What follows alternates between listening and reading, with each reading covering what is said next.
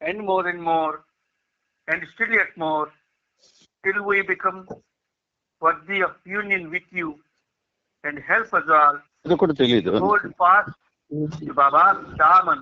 సరే till the Jayababu very start end. చేసినట్టుంది. అవతార్ మెహర్ బాబా కీ జై. దయచేసి సీట్లో పెట్టుకోండి ఎవరైనా.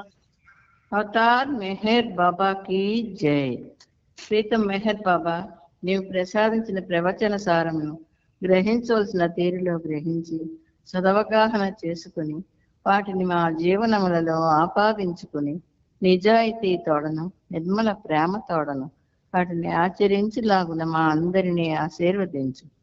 అట్టి ఆచరణయుత జీవన శైలిలో జీవించినట్లు మా అందరినీ అనుగ్రహించు. అవతార్ మెహర్ బాబా కీ జై. అవతార్ మెహర్ బాబాకి జై. జై. అందరికీ ప్రేమపూర్వక జై బాబాలు. ఈరోజు కూడా బాబా మనకి ఆ ప్రభుతో సహజీవనాన్ని సాగించే మహద్భాగ్యాన్ని కలిగించారు.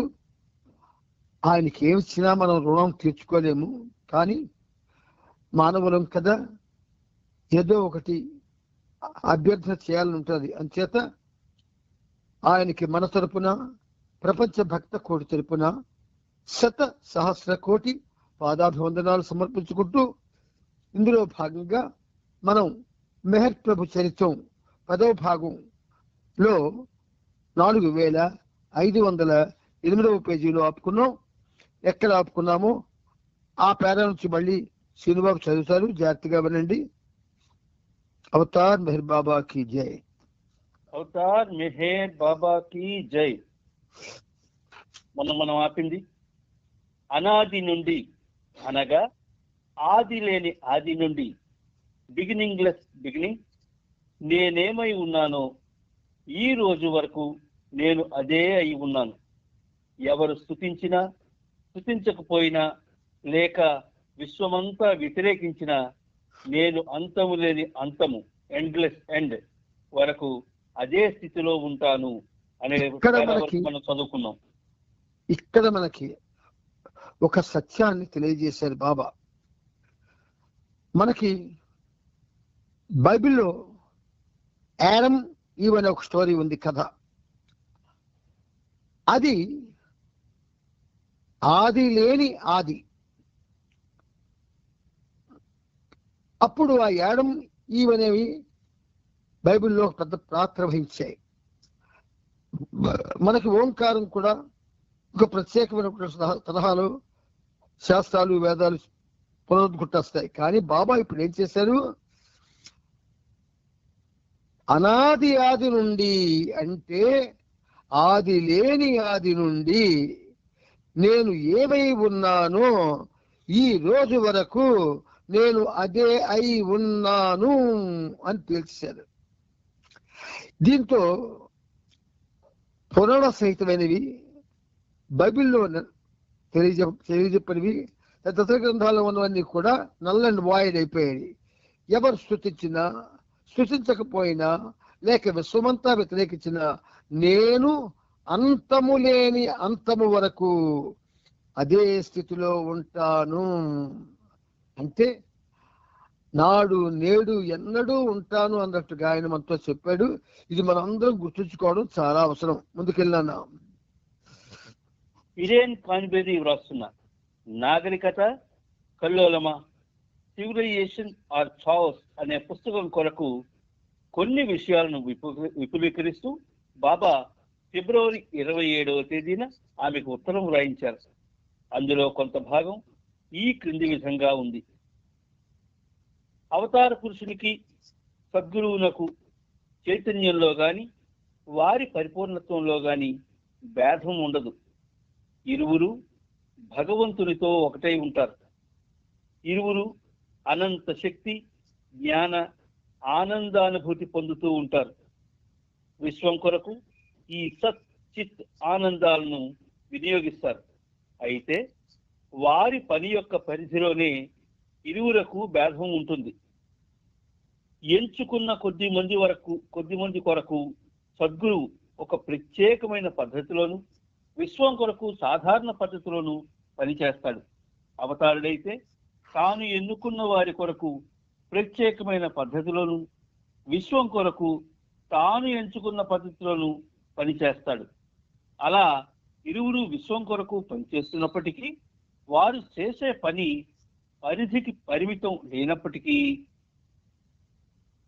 వారు పనిచేసే విధానాల యొక్క విస్తృతిలో the scope of the ways of their working మాత్రం భేదం ఉంటుంది అన్నారు.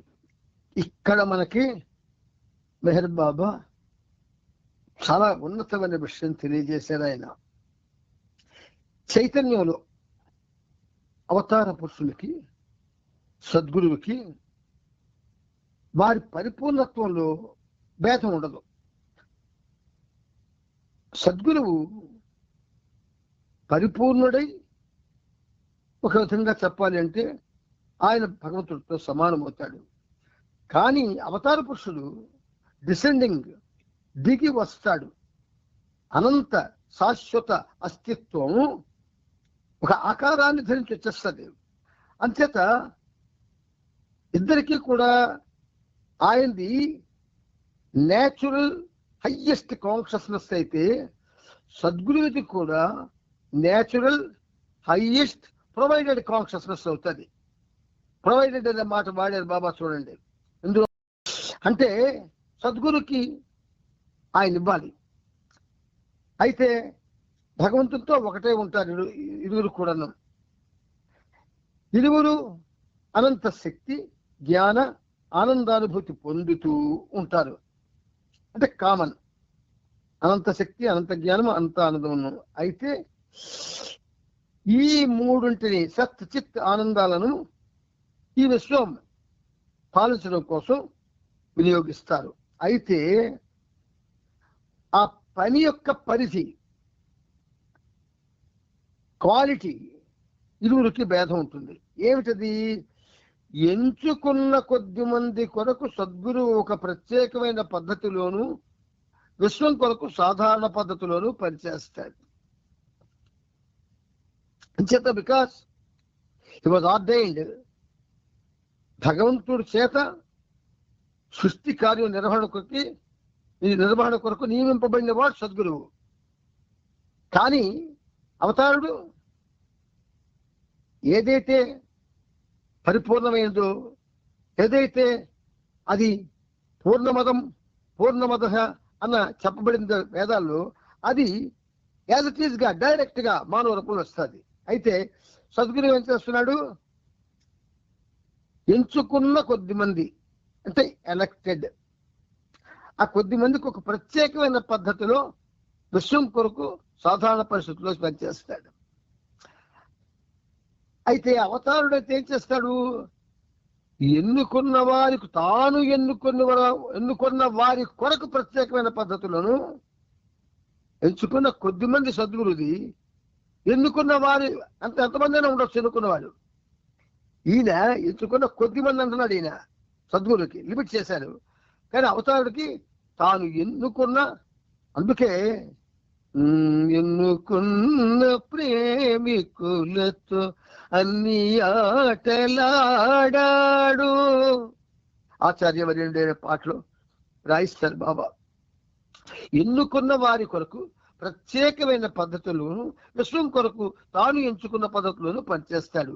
అలా ఇరువురు విశ్వం కొరకు పనిచేస్తున్నప్పటికీ వారు చేసే పని పరిధికి పరిమితి లేనప్పటికీ వారు పనిచేసే విధానాల యొక్క విస్తృతిలో, స్కోప్ ఆఫ్ వే, అది మాత్రం భేదం ఉంటుంది అంటున్నాడు.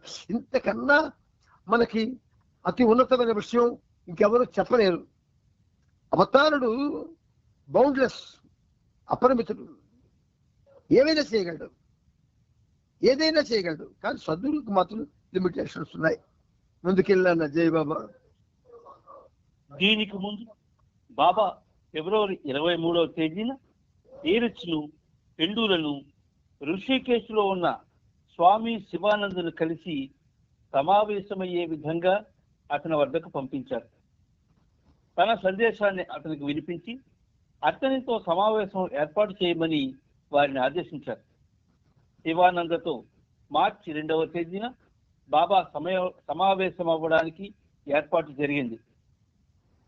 అతనికి వినిపించమన్న సందేశంలో ఈ విధంగా ఉంది: అనాది నుండి మెహర్ బాబా మస్తులకు, సాధువులకు, పేదలకు ప్రణమిల్లుతున్నారు. ఎందుకంటే అందరిలో ఉన్నది ఆయనే కనుక. కురుద్వాడి నుండి బాల్నాట్ను డెహ్రాడూన్కు పిలిపించారు. మార్చి 1వ తేదీ మధ్యాహ్నం 2 గంటలకు బాబా అతనితో కలిసి ఋషికేశ్ బయలుదేరి వెళ్లారు. అలోబా, బైదిల్, ఎల్చా, ఏరిచ్, గుస్తాద్జీ, హెలెన్, కిషన్ సింగ్, శత్రుఘ్న కుమార్, పెండు కూడా బాబాతో పాటు వెళ్లారు. 2వ తేదీకి బదులు ఆ రోజు సాయంకాలమే స్వామి శివానందను కలవాలని బాబా ఈ ప్రయాణంలో ఉండగా నిర్ణయించారు. ఋషికేశ్ లో తాము ఉండవలసిన బసకు కోగల్ ఘాట్ లో ఉన్న శాంతి కోటికి మధ్యాహ్నం 3:30 చేరుకున్నారు. వెంటనే ఏరిచ్ని, కిషన్ సింగ్ ని శివానంద ఆశ్రమానికి పంపించి సాయంత్రం 5:30 అతనితో సమావేశం ఏర్పాటు చేయమన్నారు బాబా.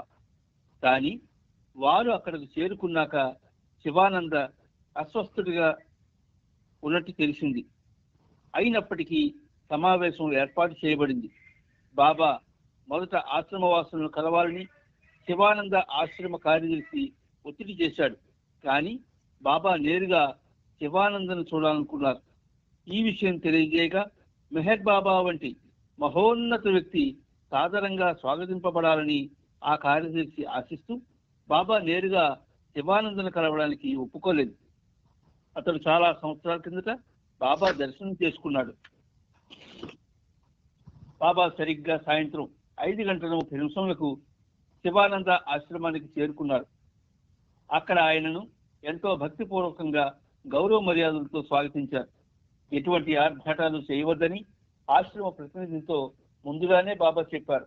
అయినప్పటికీ వారు తమ ఆశ్రమ నియమాల ప్రకారం తమ ఏర్పాట్లు తాము చేసుకున్నారు. ఆశ్రమ సెక్రటరీ బాబా ముందు వంగి పాదాలను తాకి ప్రణామం చేశాడు. బాబా కూడా తిరిగి అదే విధంగా అతనికి ప్రణామం చేశారు. బాబా పాదాలను తాకడం నిషేధం అన్న విషయాన్ని ఏరి చాలా స్పష్టంగా ముందుగానే తెలియపరిచాడు. అయినప్పటికీ బాబా కోరిన విధంగా కాకుండా ఆయన ఆదేశాలకు భంగం వాటిల్లే విధంగా ఆ రోజు అక్కడ జరుగుతున్నట్లు కనిపించింది. ఆ ఆశ్రమ సెక్రటరీ భజనలు జరుగుతున్న హాల్లోకి బాబాను తీసుకువెళ్ళాడు. అతడు బాబాకు పూలమాలను సమర్పించాడు. అతడు ఉచ్చరించిన జయ జయ ధ్వానాలు ఆ భవనమంతా మారుమోగాయి. బాబాను ఒక ఆసనంపై కూర్చుంటూ చేశారు. కానీ బాబా వెంటనే ఆసనంపై నుండి లేచి నేల మీద కూర్చున్నారు. ఫిబ్రవరి 23వ తేదీన డెహ్రాడూన్లో బాబా చెప్పి వ్రాయించిన ప్రకటనను చదివి వినిపించవలసిందిగా ఏరిచ్కి సూచించారు. ఆ తర్వాత ఆ ప్రకటనను సర్క్యులర్ రూపంలో విడుదల చేశారు. మనమంతా ఎప్పటికీ ఒక విషయాన్ని అర్థం చేసుకోవాలి. అదేమంటే పాండిత్యం, పఠనం, బోధనలు, తర్కం, వాదనలు ఇవేవి మనకు ముక్తిని ఇవ్వలేవు. అలాగే వేదాంత విషయాలు, సూఫీ మత బోధనలు, గుప్త జ్ఞానానికి సంబంధించిన ఉచ్చారణలు, తాత్విక వివరణలు ఆధ్యాత్మికంగా మనను ముందుకు తీసుకువెళ్ళలేవు. మత సంబంధమైన సమావేశాలు, ఆధ్యాత్మిక సంఘాలు, విశ్వ సోదర భావమని ప్రచారంలో ఉన్న ఉద్యమం ఆత్మను బంధనాల నుండి విముక్తి చేయలేవు సరికదా, అవి ఆత్మను మరింతగా బంధనాలకు లోను చేస్తాయి. ముందుకెళ్ళి మొత్తం చెప్తాను.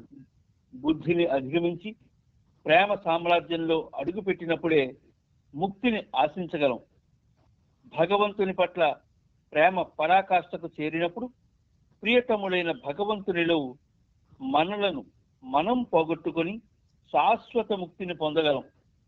ముక్తి పొందినవారు భ్రాంతిమయమైన బంధాల నుండి శాశ్వతంగా విముక్తిని పొందుతారు. మంచి, చెడు, పాపము, పుణ్యము అనేవి ఏవి కూడా దైవీ సత్యము అనే మహాసముద్రాన్ని కలుషితం చేయలేవు. చూశారా? అంటే బాబా మెహర్ ప్రభు ఎన్ని జాగ్రత్తలు తీసుకున్నారంటే అన్ని జాగ్రత్తలు తీసుకున్నారు. పాండిత్యం, పండితులంతా కూడా పాండిత్యాన్ని ఆశ్రయించి పాండిత్యంతో బ్రతుకుతూ పాండిత్యంతో చచ్చిపోతారు. పఠనం, ఇప్పుడు మనం చేస్తుంది పఠనమే, కానీ ఇది ప్రముఖ పుణ్యక్షేత్రాలలో ఈ పఠనం అనేది ప్రతిరోజు కొన్ని గంటలు సాగుతుంటుంది రకరకాలైనటువంటి మనుషుల చేత.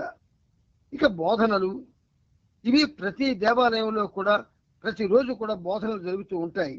తర్కం అంటే పీఠాల్లో శంకర పీఠాలు ఉన్నాయి, అలాంటి పీఠాధిపతుల మధ్య వాదనలు, పెద్ద పెద్ద ప్రసంగాలు జరుగుతూ ఉంటాయి. ఇవేవి ముక్తిని ఇవ్వలేవు. ఎంత కక్షాత్తుగా చెప్పారో చూడండి బాబా.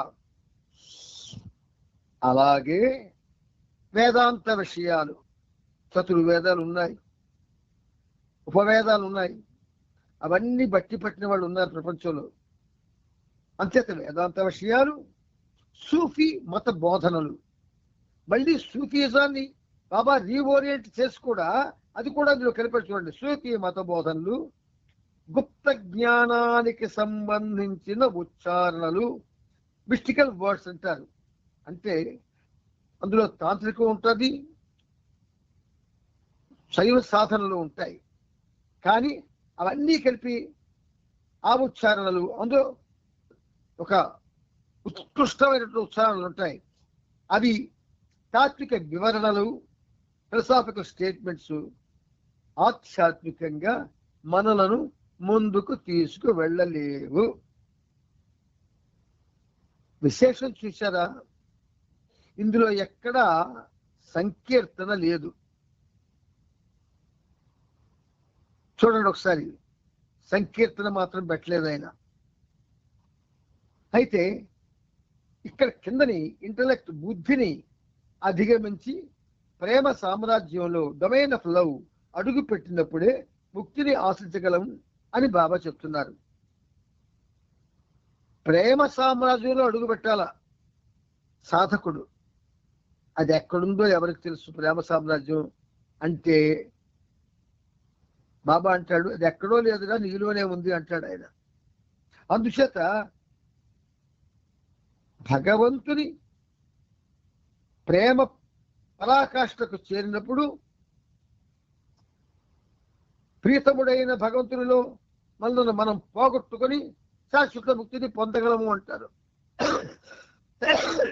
అంటే ఎక్కడా మనకి చాయిస్ ఇవ్వలేదని గుర్తుంచుకోండి.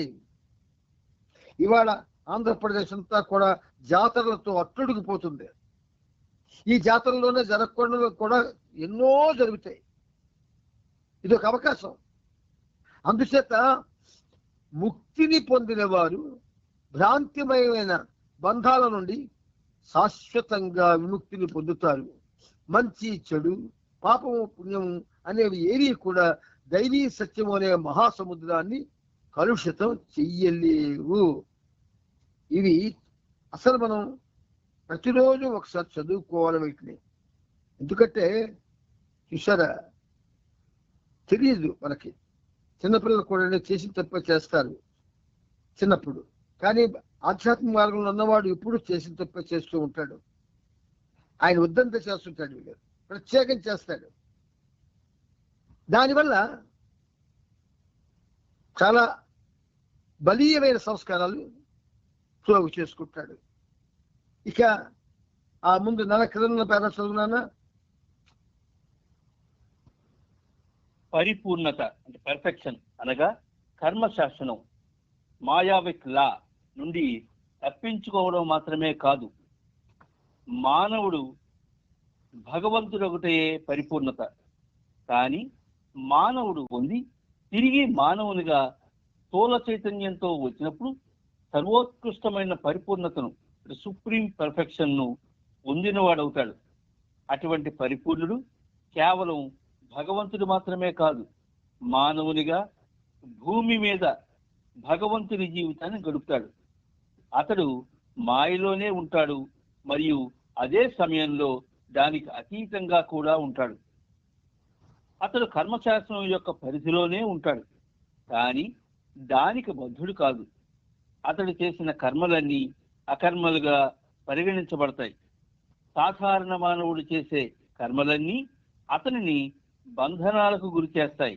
అయితే అవే కర్మలను సద్గురువు చేసినప్పుడు మాత్రం బంధాలను కలిగించవు. సరికదా? అవి మాయ యొక్క అజ్ఞానం నుండి మానవులను విముక్తి కలిగించే ఆధ్యాత్మిక కార్యానికి దోహదపడతాయి. పరిపూర్ణులు మాయా విముక్తులు స్వేచ్ఛకు బద్ధులు కాకుండా ఆ స్వేచ్ఛకు అతీతులై స్వతంత్రులై ఉంటారు. విశ్వకార్యం కొరకు తాము చేసే అకర్మల నుండి కూడా వారు విముక్తులై ఉంటారు. ఆ కథ పేరు అక్కడ చదివినాను.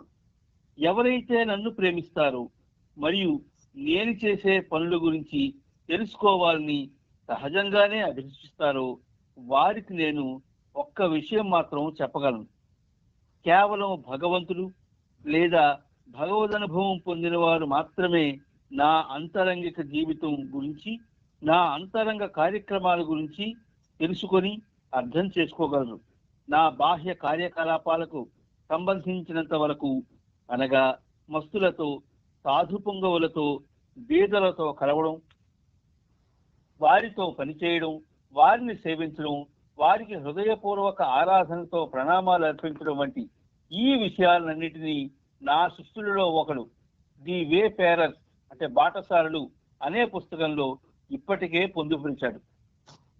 ఇప్పుడు చూడండి, అంటే ఆయన మనందరి మీద, మానవుల మీద ఉన్న ప్రేమ చేత ఒక విధంగా మార్గాన్ని కళ్ళకి కట్టినట్లు చూపిస్తున్నాడు. ఆయన పర్ఫెక్షన్ అన్నటువంటి మాట మనందరికీ తెలుసు.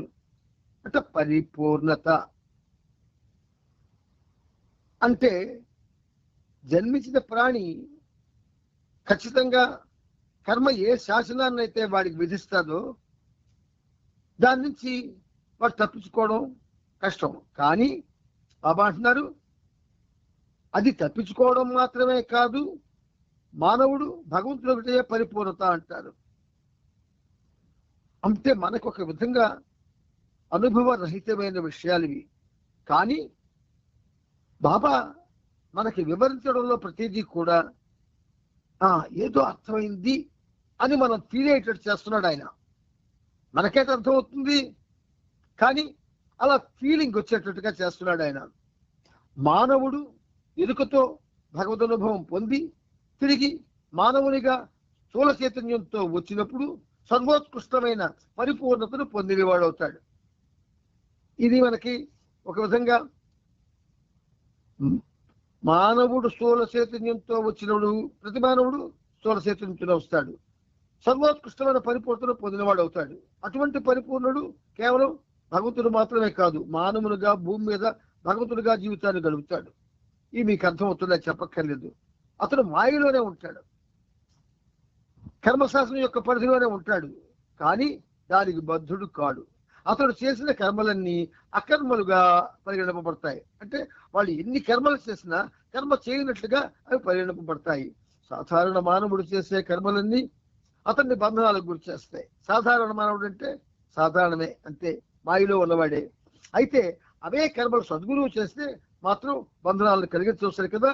అవి మాయ యొక్క అజ్ఞానం నుండి మానవులను ముక్తి కలిగించే ఆధ్యాత్మిక సుఖ కార్యక్రమాలకు దోహదపడతాయి.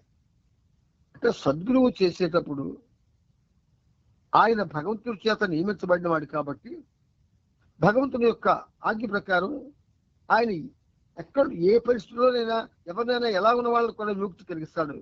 పరిపూర్ణులు అంటే మాయా విముక్తులు స్వేచ్ఛకు బద్ధులు కాకుండా ఆ స్వేచ్ఛకు అతీతులై స్వతంత్రులై ఉంటారు.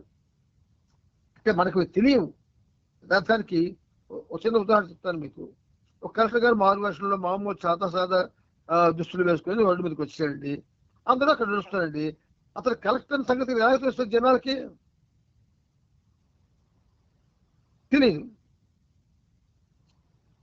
అంచేత ఇది మారు వేషం లాంటిది. కాబట్టి పరిపూర్ణులు స్వేచ్ఛకు బతులు కాకుండా ఆ స్వేచ్ఛకు అతీతులై స్వతంత్రంగా ఉంటారు. విశ్వకాలం కొరకు తాము చేసే అకర్మలు నాన్ యాక్షన్స్ నుండి కూడా వారు విముక్తులై ఉంటారు. ఇది ఇది మనకు సబ్జెక్టు. ఈ సబ్జెక్టు మనకు తెలియాల. ఎవడో వస్తాడు గడ్డం గట్ట పెట్టుకొని జై శంభో శంకరన్ దేవుడు మన ఇంటి ముందు నిలబడతాడు. వెంటనే ఇంట్లో నిన్నాను ఆయన చూసి ఆ ముఖవర్చస్సు, ఆ నామాలు అవన్నీ చూసి రండి స్వామి లోపలికి అంటది. అంతే. లోపలికి వచ్చిన తర్వాత ఏం జరుగుతుందో మీకు తెలుసు, నేను చెప్పక్కర్లేదు. ఎవరైతే నన్ను ప్రేమిస్తారో మరియు నేను చేసే పనుల గురించి తెలుసుకోవాలని సహజంగా అభిలషిస్తారో ఆ అభిలాష సహజంగా ఉండాలి, తెచ్చి పెట్టుకోకూడదు. తెచ్చి పెట్టుకున్నారా ప్రమాదమే, మళ్ళీ కర్మ అంటేస్తుంది. వారికి నేను ఒక్క విషయం మాత్రం చెప్పగలను. కేవలం భగవంతుడు లేదా భగవద్ అనుభవం పొందిన వారు మాత్రమే నా ఆంతరంగిక జీవితం గురించి, నా అంతరంగ కార్యక్రమాలు, ఇన్నర్ లైఫ్ ఇంటర్నల్ యాక్టివిటీస్ గురించి తెలుసుకొని అర్థం చేసుకుంటారు. ఇక మనకు ఎలాగ అర్థమవుతాయి? ఆయన ఇన్నర్ లైఫ్ ఇంటర్నల్ యాక్టివిటీస్ మనకి ఏం తెలుస్తాయి? అందుకే ప్రతిదీ ఆయన చెప్తుండేవాడు మండలికి. నా బాహ్య కార్యకలాపాలకు సంబంధించినంత వరకు అనగా బస్సులతో, సాధు పొంగులతో, బీదలతో నిలబడం, వారితో పనిచేయడం, వారిని సేవించడం, వారికి హృదయపూర్వక ఆరాధనతో ప్రణామాలు అర్పించడం, ఇలాంటి విషయాలన్నింటినీ నా శిష్యుల్లో ఒకడు ది వేఫేరర్స్ బాటసాల అనే పుస్తకంలో ఇప్పటికే పొందుపరిచాడు. బహుశా మీరు చదివే ఉంటారు. బాటసాల అనే పుస్తకం ఇంగ్లీష్లో ఉంది, తెలుగులో ఉంది. చాలా అద్భుతమైన విషయాలు అందులో ఉన్నాయి. ఒక యోగి ఆత్మకథ అనే పుస్తకం ఒకటి ఉంది. అందులో చాలా చాలా ఉన్నతమైన విషయాలు పొందుపరచబడ్డాయి. అందులో అవన్నీ కూడా ఒక విధంగా మనకి ఈ వేఫేరర్స్ చదువుతుంటే అది జ్ఞాపకం వస్తూ ఉంటుంది. అంటే సిమిలారిటీస్. రామాయణం ఎంతమంది రాసినా సబ్జెక్ట్ ఒకటే, కానీ వే ఆఫ్ రచన దీనిగా ఉన్నట్టు. సరే, నాన్న ముందుకెళ్ళినా బంగారం. నాకు ఆటలంటే చాలా ఇష్టం. ముఖ్యంగా క్రికెట్, గోళీలు, గాలిపటాల ఆటలంటే చాలా ఇష్టం. సంగీతం వింటాను. అయితే కొన్ని అరుదైన సందర్భాల్లో మాత్రమే సంగీతాన్ని ఆస్వాదిస్తాను. అనాదిగా నేను ఈ మాయతో కూడిన విశ్వంతో ఆటలు ఆడుతూనే ఉన్నాను. ఆ ఆట ఆడడంలో ఆనందం ఇంకా అలా కొనసాగుతూనే ఉంది. ఇక్కడ గాయకుడికి బ్రహ్మాండమైన ఇండికేషన్ ఇచ్చారు బాబా. క్రికెట్, గోళీలు, గాలిపటాల ఆటలంటే ఇష్టం, ఆల్ రైట్. సంగీతాన్ని వింటాను. కొన్ని అరుదైన సందర్భాల్లో మాత్రమే సంగీతాన్ని ఆస్వాదిస్తాను. చాలా పాయింట్ బ్లాంక్ గా చెప్పాడు ఈ విషయాన్ని. చూడండి, అండర్లైన్ చేసుకోండి మీరు. సంగీతం వింటాను, అయితే కొన్ని అరుదైన సందర్భాల్లో మాత్రమే సంగీతాన్ని సంగీతం అంతా కూడా గజల్సే. అలాగే హిందీలో మన అక్కడ మధుసూదన్ పాడినటువంటి ఆ గీతాలు ఆస్వాదించాడు ఆయన. మధుసూదన్ ద్వారా బేగం అఖ్తార్కి కనువిప్పు కలిగిన తర్వాత బేగం అఖ్తార్ తర్వాత గానం చేస్తే అది ఆస్వాదించారు బాబా. కానీ మరి ఆ ఉత్తర కాలంలో ప్రసిద్ధ గాయకులు అందరూ తయారయ్యారు. కానీ వాటి గురించి మనకి ఉటంకాలు లేవు. వింటాడంతే. అరుదైన సందర్భంలో సంగీతాన్ని ఆస్వాదిస్తాడు. ఇది అండర్లైన్ చేసుకోండి పాడేవాళ్ళందరూ. నేను పాడిస్తున్నాను, నేను బ్రహ్మాండంగా పాడిస్తున్నాను అని పాపం ఎక్కువ మురిసిపోతూ ఉంటారు. ఆయన వింటాడంతే, స్పందించడు, ఆస్వాదించడు. ఇది అండర్లైన్ చేసుకోండి. అయితే మరి మమ్మల్ని మానేయమంటారా అని మీరు అడగచ్చు. ఇది మానేయమని చెప్పే విషయం కాదు. ఇంకా చక్కగా ఆయన్ని ఆనందపరచడానికి ఏ విధంగా పాడాలో ఆ విధంగా పాడడానికి కృషి చేయాలా. ఎంచేతనంటే సంగీతం కూడా దైవ కళ, దివ్య కళ. ఆ దివ్య కళ అంత సొంతంగా మంటబట్టిపోదు. నువ్వు మినిమం సరళీ స్వరాలు, జంట స్వరాలు, దాటు స్వరాలు, రాగాలు ఇవన్నీ నేర్చుకోకుండా పాడేసి నేను గొప్ప గాయకుడిని అంటే అది ఒక విధంగా నవ్వులాటగా ఉంటుంది. కొంతైనా సంగీతం నేర్చుకోవాలా, అప్పుడు నువ్వు అలాగ అనుకోవడానికి అవకాశం ఉంది. లేకపోతే 4 రోజులు గురువు దగ్గరికి వెళ్ళి 4 ముక్కలు నేర్చుకొని నేను సంగీత విద్వాంసుడు అనుకుంటే ఏ చెప్తాం మనం? అందుచేత మనందరికీ ఆంధ్రులకి ఈ పాటలు అంటే ఇష్టం, తప్పు కాదని. కానీ అరుదైన సందర్భాల్లో మాత్రమే బాబా ఆస్వాదిస్తారు అన్న మాట విన్న తరువాత ఏమిటి ఆ అరుదైన సన్నివేశం? బేగం అఖ్తార్ పాట విని బాబా పెదవి విరిచిస్తే అది ఆవిడ ఏడ్చుకుంది, సభ మధ్య బోరుమని ఏడ్చింది, కన్నీళ్ళు కాలిపోయింది ఆవిడికి. అప్పుడు తానేమి అనకుండా బాబా ఏడ్చాడు. బేగం అఖ్తార్ పాట ఆఫీసర్కి పెదిని విరిచాడు, బాబా పెదిని విరిచాడు అంటే ఆ స్వాతంత్రం అర్థం కదా, అందుకు ఏడ్చింది. అప్పుడు ఆవిడకి ఎలా పాఠం చెప్పాడంటే బాబా వెంటనే మధుసూదన్ పాడమన్నాడు. ఆ రోజే ఒక కొత్త పాట రాసి తీసుకొచ్చాడు. అది పాడితే మళ్ళీ రెండోసారి బేగం అఖ్తార్ ఏడవలసి వచ్చింది. అంటే ఇవన్నీ చరిత్రలో ఉన్నాయి. గాయకులకు తొందర ఎక్కువ, గాబరా ఎక్కువ, మైకులో పాడియాలా, అది బయటకు వెళ్ళిపోవాలా, చిన్నవాళ్ళు ఏదో చెప్పియాలా, భుజాలు గజాలు అయిపోవాలా. ఆ ఉన్న భుజమే గజం ఉంటుంది, ఇక్కడ గజం ఎలాగవుతుంది? అందుచేత యు మస్ట్ ఫీల్. ఎవరైనా పాడిన వాళ్ళకి ఒకటే నేను ప్రేమతో చెప్తున్న విషయం ఒక్కటే, నీ కోసం పాడుకోవద్దు, నీ ప్రీతముడు కోసం పాడు, జనం కోసం పాడకు. నీ ప్రీతముడు కోసం పాడు, జనం వింటారని పాడొద్దు, నీ ప్రీతముడు ఆస్వాదించాలని పాడు. అప్పుడు ఆ ప్రయత్నం చేసిన రోజు నీకు సంగీతం రానక్కర్లే, బాబాయే పాడిస్తాను నీ చేత. నాన్న ముందుకెళ్ళానా? నా గురించి, నా శిష్యుల గురించి మేము స్వర్గ్ ఆశ్రమంలో ఉండగా మద్యం సేవించినట్లుగా వచ్చిన పుకార్లు పూర్తిగా అసత్యమే అయినప్పటికీ ఉత్కృష్ట సమయాల్లో ఎప్పుడో ఒకసారి నా ప్రేమికులకు నేను ద్రాక్ష సారాయి ఇస్తా అన్నది నిజం. కానీ అది ద్రాక్షతో చేసిన సారాయి కాదని, అది ప్రేమ మధువని, అదే దైవీ మత్తుతో కూడిన అసలైన స్వర అని, అది భగవదైక్యం వైపు వెళ్లేందుకు సహాయం చేస్తుందని వారు అర్థం చేసుకునేటట్లు చేస్తాను. చూసారా ఎంత చక్కగా? సురాపానం అన్న మాట ఉంది సంస్కృతిలో, సురాపానము అనే మాట ఉంది. దేవతలు తాగుతారు ఆ సురని, అది అమృతం. మన మాటల్లో అమృతం తాగుతారు. అయితే బాబా ఉన్నప్పుడు ఆయన ప్రేమికులకి ద్రాక్షసారా ఇస్తానన్నది నిజం అంటున్నారు ఆయన. మరి అదేమిటో నాకైతే తెలియదు, మీ ఎవరికైనా తెలిస్తే తెలుస్తుందేమో.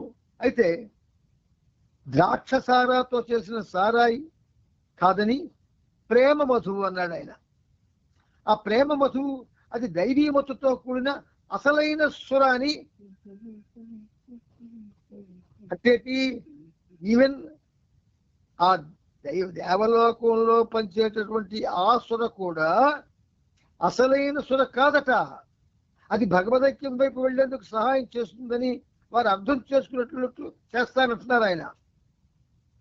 అయితే దైవీమత్తుతో కూడిన అసలైన సుర అని ఆయన మంచి పంచిన దాని గురించి ఆయన ఎక్స్ప్లెనేషన్ చెప్పారు. అంటే బాబాయ్ ఏంటంటే ఎక్కడ కూడా మనకి చెప్తున్నారంటే ఎందుకు చెప్పారా, మనకెందుకు ఇది అనిపిస్తుంది. మనకి ప్రతి విషయం కూడా మనకు తెలియాలి. ఎందుకంటే ప్రపంచానికి మనం ఆయన తాలూకా ఆ జీవిత చరిత్రని, ఆ జీవితంలో ఉన్నటువంటి విశేషాలని చెప్పాల్సిన బాధ్యత మన మీద ఉంచాడు ఆయన. కాబట్టి తెలుసుకోవాలి. అందుకే మీకు బాబా మళ్ళీ మళ్ళీ మళ్ళీ చెప్పిస్తున్నాడు. నానా జై బాబా. ఇక్కడ జై బాబా. మీ అనుమతితో ఒక చిన్న విషయం ప్రస్తావించగలిచాను. చెప్పు. మీరు రాసినటువంటి ఒక పాట ఉంది, ఆ మాయ చేసేవో మత్తేదో చల్లావయ్యా, గుండెలో నిండుగా నిండి ఉన్నావయ్యా అనే పాటని ఒక ప్రదేశంలో మాయ చేయడం ఏమిటి, మత్తు జల్లడం ఏమిటి అనేటువంటి ఒక చిన్న ప్రస్తావన వచ్చి అది దాని చెవికి చేరింది యాక్చువల్ గా. ఆహా. అయితే ఆ. ఇందులో ఉన్నటి విషయాల్ని వారు చదివినట్లయితే బ్రహ్మాండ తెలుస్తుంది. ఆ మాటే రాదు అసలు. ఆ? అంటే ఈ గ్రంథాలు ఏవి కూడా వాళ్ళు పఠించకుండానే ఏదో బాహ్యమైనటువంటి విషయాలు విని ఏదో అనుకుంటున్నారనేటువంటి ఆలోచన నాకు కలిగింది. అభిప్రాయం చాలా కలిగింది. మందికి జనరల్ గా అంటే ఇది ఎవరు తప్పు కాదు నాన్న, లోకం నిజాన్ని నమ్మదు, అబద్ధాన్నే నమ్ముతుంది. లోకం పోకడలాగుంది. పెద్ద కాషాయ వస్త్రాలు 6 అడుగుల పొడవు చేతిలో శంఖం ఊదుకొని వీధిలో కూర్చోడు అనుకో, ఆడిని తీసుకెళ్లి కుర్చీ వేసి వాడికి ఎంత గౌరవం చేస్తే గౌరవం చేస్తారు. అదే ఒక మస్తు రోడ్డు మీద కనబడితే ఎవరు గౌరవం చేస్తారు వాడిని? అంతే.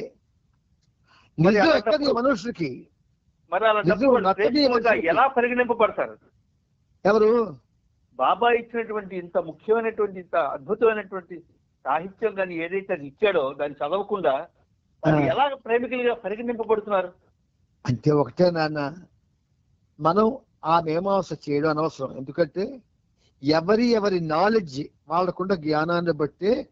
ఇప్పుడు ఒక కలెక్టర్ ఆలోచించినట్టు ఒక ప్యూన్ ఆలోచిస్తాడా? ఒక ప్యూన్ ఆలోచించినట్టు ఒక మహారాజు ఆలోచిస్తాడా? ఆలోచన భేదం ఉంటుంది. కరెక్టే. తారతమ్యం కానీ ఉంటుంది. వారి అభిప్రాయాన్ని బయట వ్యక్తపరచకూడదు, వాళ్ళలో ఉంచుకుంటే పర్వాలేదు, కానీ పబ్లిక్ లో దాన్ని ప్రస్తావించకూడదు కదా. మరి వాట్సాప్ లో పెడుతున్నావు కదా, పెడుతున్నాను, అందుకే పెడుతున్నాను. పెడితే అందరికి చాలా విషయాలు. ఎందుకంటే మీకు అందరికీ ఒక చిన్న విషయం, ప్రేమతో ఒక విషయం చెప్తాను వినండి. బాబా సాహిత్యాన్ని ఇలా ప్రజలకు అందివ్వాలని చాలా మంది ప్రయత్నం చేస్తూ ఉన్నారు. అలాగే ఈ పాటలన్నీ కూడా ప్రపంచానికి తెలియాలని పాపం చాలా తహతహలాడుతూ ఉన్నారు. కానీ ఇక్కడ మెహర్ బాబా అన్న మాట ఎవ్వరూ కూడా జ్ఞప్తిని ఉంచుకోలేదు. కొన్ని అరుదైన సందర్భాల్లో మాత్రమే సంగీతాన్ని ఆస్వాదిస్తాను అని. మీకు ఎందుకు ఈ చరిత్రలో మీకు ఎంత ప్రత్యేకించి బాబా శ్రద్ధ తీసుకొని ఈ గొంతుకు బాగులేకపోయినా జ్వరంతో ఉన్నా మీకు అటువన్నీ ఎందుకు చెప్పిస్తున్నారంటే కారణం ఏంటంటే మళ్ళీ రేపు ఉండొచ్చు ఇలాగ స్పష్టంగా చెప్పడానికి ఎవరికి అవదు, చెప్పడం. అంతేత నాన్న, మనకి ఏదైనా ఒకటి చెప్పబడింది అంటే అది మన అదృష్టంగా భావించి స్వీకరించి మనలో మనం దాన్ని అంటే ఎవరికి వాళ్ళే దాన్ని ఆపాదించుకొని ఆ స్థాయికి ఎదగడానికి ప్రయత్నం చేయండి. ఒకరితో మనకి ప్రూఫ్ వద్దు, ఇచ్చేసుకోవద్దు. మనం ఏం చేద్దామంటే మన కోసం జీవిద్దాం, బాబా కోసం జీవిద్దాం. మన కోసం జీవితం కూడా మానేసి బాబా కోసం జీవించే పరిస్థితికి వెళ్దాం. అప్పుడు ఆ వచ్చిన వాళ్ళు వస్తారు, లేకపోతే లేదు. అందుచేత నాన్న, నువ్వు ఎవరు ఏమన్నా ఏమనుకున్నా దేనికి కించెత్తి చలించుకో. నీకేదైనా ఆధ్యాత్మిక విషయాలు కానీ, లేదా సంగీతం విషయాలు కానీ, లేదా ఈ పాటల విషయాలు నీకు కావలిస్తే నన్ను అడుగు. నేను నీకు తప్పకుండా, నీకే కాదు ఎవరు అడిగినా చెప్తాను. అయితే ఇక్కడ మన మెహర్ బాబా ప్రేమికుల్లో ఒక దురదృష్టకరమైన పరిస్థితి ఏంటంటే, ఉదాహరణకి అంటే నేను ఒకసారి బాబాకు ఒక మంచి ఇన్సిడెంట్ జరిగింది. గతంలో మనం చదువుకున్నాం. బాబా మంచి సేయింగ్ చెప్తాను, మంచి ఇంపార్టెంట్ విషయం చెప్తానంటే గబుక్కని ఒకడు వచ్చి బాబా దగ్గరికి నేను పాడతాను అన్నాడు. ప్రేమాయుడు కదా, తెలక్ కాదంటాడు, అందుకని పాడమన్నాడు. వాడు పాడుతున్నంతసేపు బాబా మానవుడిగా గిజగిజలాడిపోయాడు. బాబా దేవుడు మానవుడు కదా, మానవుడిగా గిజగిజలాడిపోయాడు. వాడిలాగా ఆపగానే బాబా అన్న మాటలు చెప్తాను చూడండి. వీడు నా సమయాన్ని వృధా చేశాడు. నేను మీతో కూర్చున్నది ఒక ప్రత్యేకమైన పని కోసం, కానీ మీరు నా సమయాన్ని వీడు పాడు చేశాడు. అది గొంతుకి డబ్బాలో రాళ్ళు వేసి గడగడలు ఆడించినట్టు ఆ గొంతుకు బాబా వర్ణించేటువంటి డబ్బాలో రాళ్ళు వేసి ఇలా గెలకరిస్తే ఏ సౌండ్ వస్తుందో ఆడి గొంతుకు అది వచ్చిందట. ఇలాంటివి చాలా ఉన్నాయి. బాబా కొంచెం ఈ విషయం చాలా కోపడ్డారు ఆయన. అంటే అంటారు నాన్న, అంటారు. ఎదుటి వాళ్ళకి విమర్శించడమే జీవిత పరమావధిగా కొంతమంది బతుకుతారు. కొంతమంది ఎదుటి వాళ్ళని ఎలా బయటపెట్టమా, వాళ్ళ లోపాలు చేసి సంతోషిద్దామా, ఇలా రకరకాల మనుషులు, రకరకాల బుద్ధులు, రకరకాల ఆలోచనలు. మనకు ఎందుకు ఇవన్నీ? మనకు బాబాతో జీవనం, బాబా సాహిత్యం, బాబాతో ఆనందంగా గడపడమే మనకు కావాలి. అంతకు మించి ఈవెన్ మనతో ఇప్పుడు వింటున్న వాళ్ళు కూడా వాళ్ళు ఎవరైనా ఎలాగ నడుచుకున్నా, ఎక్కడికి వెళ్ళినా, ఏం చేసినా మనకి అనవసరం. ఈ కార్యక్రమం ఆయన జరిపిస్తున్నారు, విన్న వాళ్ళు వింటారు, అర్థం చేసుకునే వాళ్ళు అర్థం చేసుకుంటారు, అనుభవించిన వాళ్ళు అనుభవిస్తారు, అనుభవించి ఆ రస్తాలో ప్రయాణించిన వాళ్ళు ప్రయాణిస్తారు. మిగతావన్నీ మనకు అనవసరం. ఏనా? ఓకే. జై బాబా. జై బాబా, జై బాబా. అందరికీ జై బాబా. అవతార్ మెహర్ బాబాకి జై. జై బాబా. చెప్పండి. జై బాబా అన్నయ్య. జై బాబా. జై బాబా. జై బాబా.